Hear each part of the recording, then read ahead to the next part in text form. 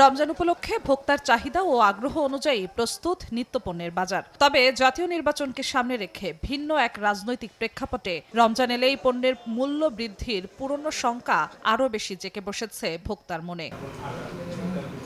রমজানের বাজার শঙ্কা কাটাতে সোমবার সকালে রাজধানীর মতিঝিলে নিত্যপণ্যের বাজার পরিস্থিতি নিয়ে মতবিনিময় সভায় এফবিসিসিআই প্রশাসক জানান, বাজারে নিত্যপণ্যের পর্যাপ্ত সরবরাহ রয়েছে। বিভিন্ন নিত্যপণ্য এবং খাদ্যপণ্যের যে সরবরাহ বাজারে থাকা দরকার সেটি পর্যাপ্ত আছে। আমাদের যেটা এখন প্রয়োজন বাজার ব্যবস্থাপনাটাকে বজায় রাখা, যাতে অস্বাভাবিক কোনো কারণে দ্রব্যমূল্যের কোনো ঊর্ধ্বগতি না হয়। ব্যবসায়ীরাও জানান, লেবু বাদে সব পণ্যের যোগান আছে পর্যাপ্ত। তবে পণ্য খালাসের জটিলতা, সাপ্লাই চেইনে মধ্যস্বত্বভোগীদের দৌরাত্ম্যে পণ্যের দাম বেড়ে যাওয়ার শঙ্কায় তারা। পেঁয়াজ ইনশাল্লাহ এবার সমস্যা হবে না, কাঁচামরিচ তাও সমস্যা হবে না, ধনেপাতা অ্যাভেলেবেল, বেগুন অ্যাভেলেবেল, শুধুমাত্র লেবুটা একটু সংকট হতে পারে।